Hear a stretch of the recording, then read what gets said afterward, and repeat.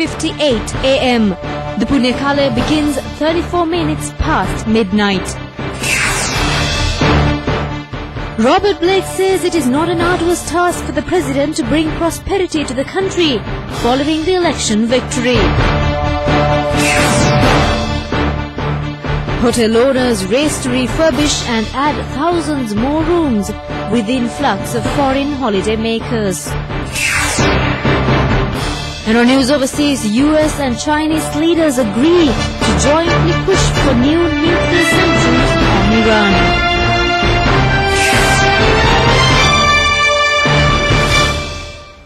Well, now for the news in detail, the local news first. The entire country is geared to welcome the first peacetime New Year after the end of the 3-decade-long war. The country is especially elated with the re-election of President Mahinda Rajapaksa in January and last Thursday's victory of his government just ahead of the dawn of the traditional Sinhala and Tamil New Year, with the sun moving from the house of Pisces to the Aries.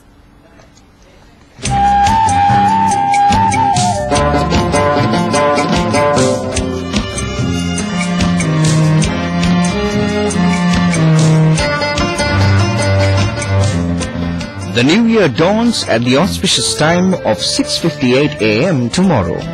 Punyakalaya will begin at 12:34 midnight and end at 1:22 p.m. The first part of the Punyakalaya is set aside for religious ceremonies, while the second part is for traditions such as preparing meals, starting work and transactions for the New Year. The New Year will dawn at 6:58 a.m. tomorrow. The auspicious time for the lighting of the hearth is at 7:01 a.m. facing the north and attired in light green colored clothing. Milk rice mixed with ghee and undu should be prepared. The auspicious for the commencement of work for the New Year, transactions and partaking of meals is at 9:07 a.m. This should be done also facing the north and attired in light green colored clothing. 10:06 a.m. on Thursday the 15th is the auspicious time for anointing of oil. Attired in gold-colored garments and facing the north, oil mixed with essence of bo leaves and standing on cucumber leaves under a canopy of bo leaves should be anointed.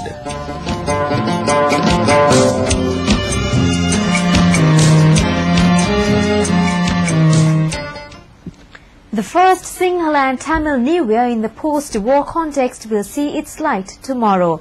The entire country is geared to celebrate the traditional New Year on a grand scale. The Prime TV crew was able to capture this video footage, which displays how the households were getting ready to celebrate the occasion, preparing the traditional sweetmeats.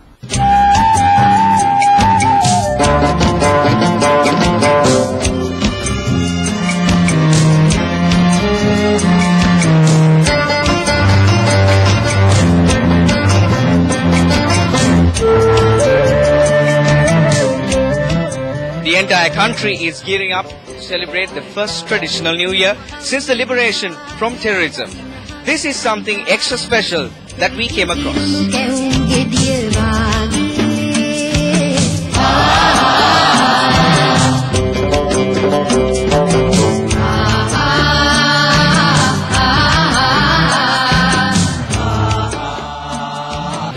Sweetmeats are a new introduction to the market. It's also a very important part of the Avrudhu celebration.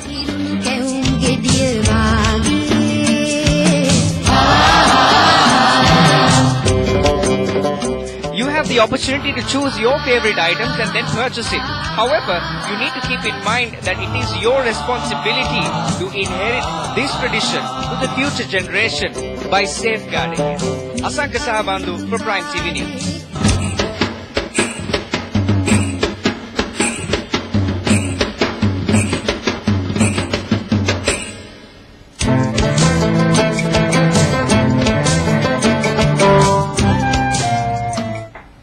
With the total elimination of a 3-decade-old war, the people are getting ready to celebrate the New Year with a keen enthusiasm.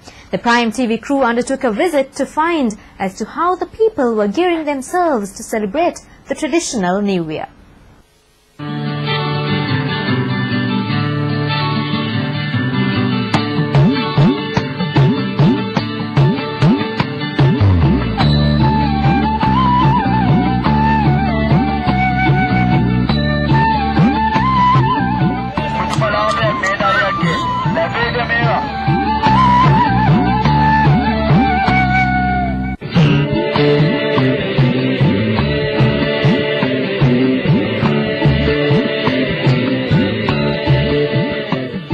day before the New Year Day is a busy day for the people as they are preparing to celebrate it in a special way, in a peaceful environment.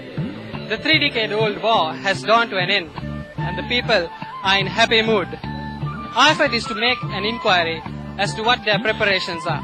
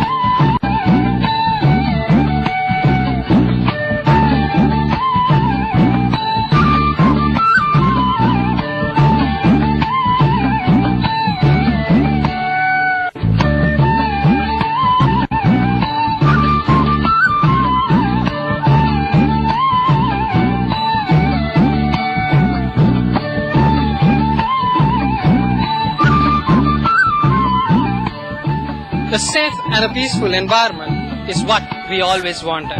And now this year, the New Year is celebrated in a peaceful country. We wish you all a happy and a prosperous New Year. Rohan Guruge with Ajit Dhammika for Prime TV News. The United States has said that Sri Lanka's first peacetime parliamentary polls won in a landslide by the ruling party can pave the way for President Rajapaksa to bring prosperity to the nation. U.S. Assistant Secretary of State said the results of these elections really opened the way for President Rajapaksa to take important action to unify the country and get it back on a path of growth. Robert Blake predicted that the ruling party will probably be able to get a 2/3 majority when all the dust has settled. You're watching Prime News, and still on the local segment, it is Basil Rajapaksa, the Gampaha District Freedom Alliance leader, who secured the highest number of preferential votes in the island in the general election. It is a massive strength for the Gampaha polity. A significant Kiribat treat was organized at the Akbar town in Vattala to celebrate his victory. The Kiribat was prepared to resemble the figure 425,861, the total number of preferential votes polled by Mr. Rajapaksa. The people were commemorating his notable victory and the strength he gave to the government. Youth organizations of Vattala, Mahara and Akbar town, as well as residents, rejoiced over Basil Rajapaksa's achievement by treating the public with milk rice. A ceremony to commemorate the 37th death anniversary of Dudley Senanayake was held today. Floral tributes were offered at the statue of Dudley Senanayake in Boralla this morning. MPs-elect Vasantha Senanayake, Rukman Senanayake and Karu Jayasuriya joined the occasion. Expressing views at the commemoration, Vasantha Senanayake said the Mahinda Chintan explicitly depicts the national task discharged by Dudley Senanayake. It is now boom times for Sri Lanka. The island's hotel owners are racing to refurbish and add thousands more rooms as foreign holidaymakers pour into the country after the end of the war. Leading hotel groups plan to spend millions of dollars on new decor and facilities for the influx of tourists drawn to the plentiful sunshine, beaches and tropical wildlife on the Indian Ocean island nation. The ambitious expansion comes amid a post-war revival that has pushed up hotel room rates and given the hospitality industry something to cheer for the very first time in years. For once, after seeing tourists put off by violence and travel warnings from foreign governments, the industry says it is struggling to find places for the visitors, most of whom come from Britain, Germany, France, India and Japan. Counting on this solid demand, many are now investing in new future bars, restaurants, swimming pools and extensions. Sri Lanka's Tourist Board expects the total number of hotel rooms to grow from about 15,000 now to 22,000 in the next The industry is hoping to attract 2.5 million visitors by the year 2016, up from 447,890 in 2009, the final year of hostilities. It is also hoping to earn $2 billion annually in tourist revenue by the year 2016, up from $350 million last year.